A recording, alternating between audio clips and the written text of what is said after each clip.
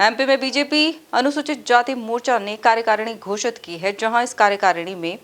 एक नाम डॉक्टर नितिन मोहन डेहरिया का है, जिन्हें संगठन की ओर से प्रदेश सोशल मीडिया प्रभारी की जिम्मेदारी सौंपी गई है। एमपी न्यूज टीवी के संवाददाता धर्मेंद्र यादव से खास बातचीत में नितिन मोहन डेहरिया ने अपना खास विजन साझा करते हुए संगठन का आभार जताया। देखिए यह एक्सक्लूसिव बातचीत।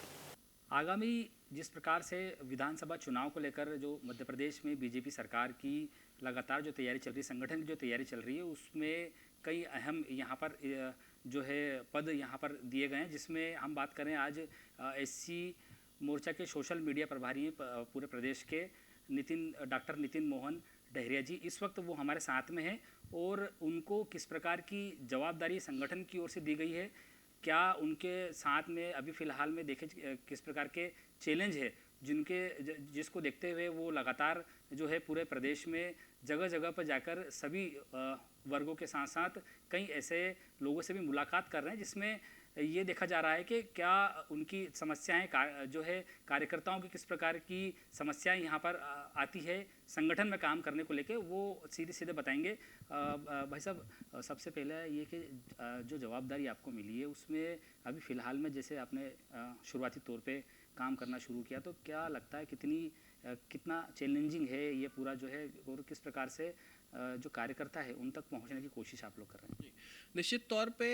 भारतीय जनता पार्टी के अनुसूचित जाति मोर्चे ने मुझे जिम्मेदारी दी है कि मैं मध्य प्रदेश में आने वाले समय में आधुनिक दौर के जो ये सामाजिक हथियार के रूप में देखे, जो समाज में विकास और विध्वंस दोनों के लिए जिम्मेदार होता है, ऐसे सोशल मीडिया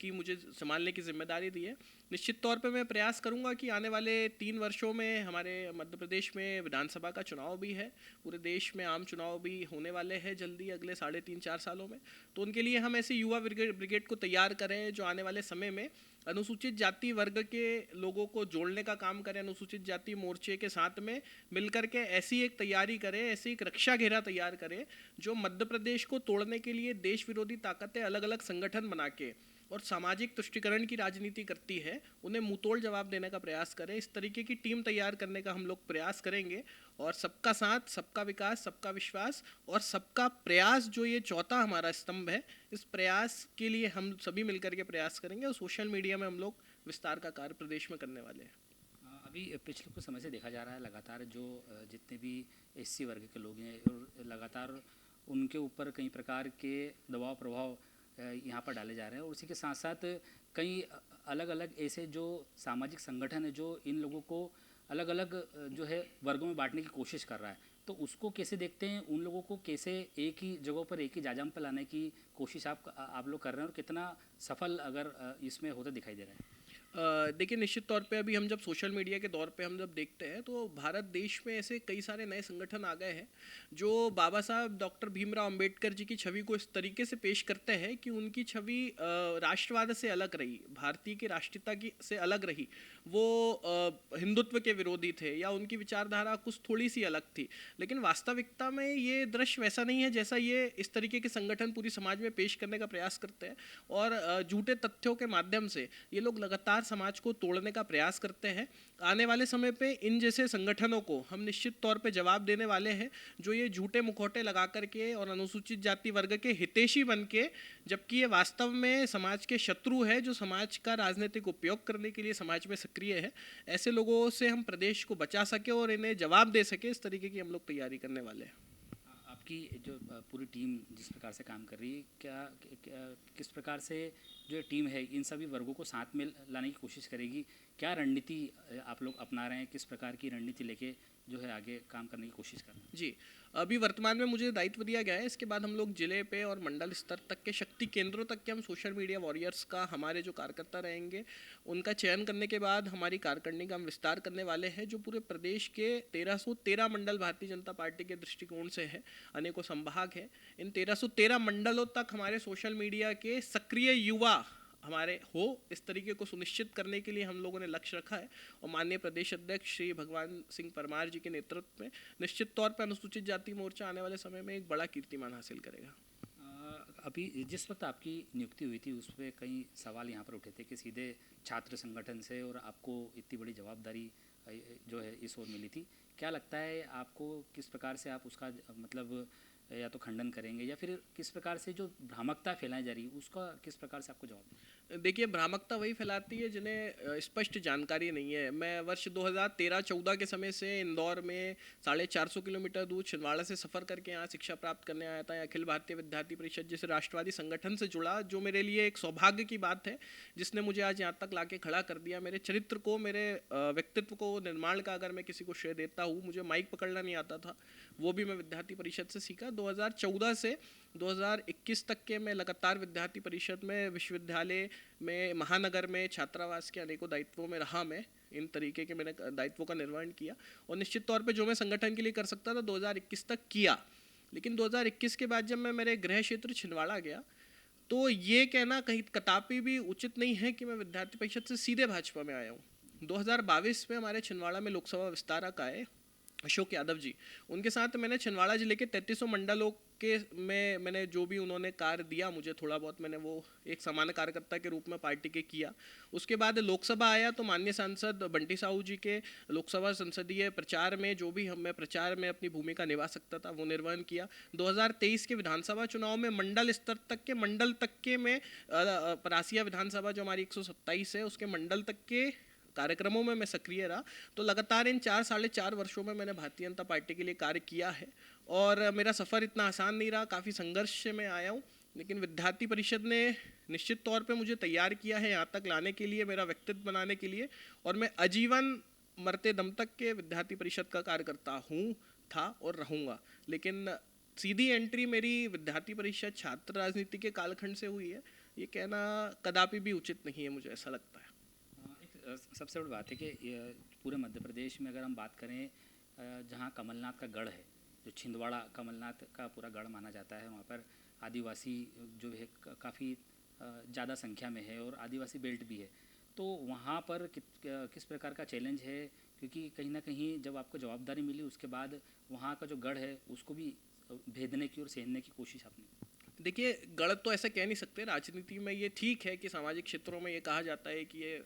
इस राजनेता का गढ़ है, लेकिन वास्तविकता में ऐसा होता नहीं है। ये समाज का मत और आम नागरिकों की अपनी एक रुचि होती है कि उनका झुकाव किस ओर है। जो निश्चित तौर पर कार्य करेगा वो आगे रहेगा। और गढ़ अगर होता तो 2024 के 23 के अलग अलग चुनावों में उन्हें हार का सामना ना करना पड़ता। माननीय विवेक बंटी साहू जी 1 लाख से ज़्यादा मतों से मध्य प्रदेश के इतिहास में उसी लोकसभा सीट से उन्हीं के सुपुत्र के सामने जीते हैं, जहाँ पे आप कह रहे हैं कि उनका गढ़ है। तो निश्चित तौर पे ये कहीं ना कहीं उनके सुपुत्र की ये नाकामी है और आने वाले समय में उन्हें भी इस चीज़ में चिंता करना चाहिए कि जिस संसदीय क्षेत्र ने उनके पिताजी को इतने लंबे समय तक आशीर्वाद दिया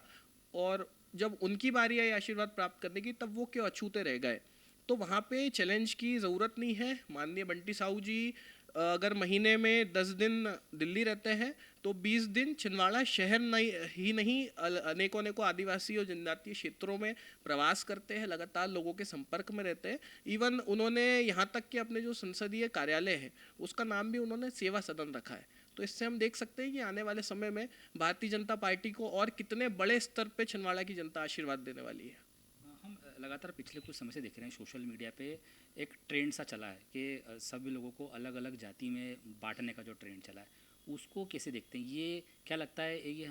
देश में सब लोगों को अलग अलग बांटने की कोशिश है या किसी प्रकार का एक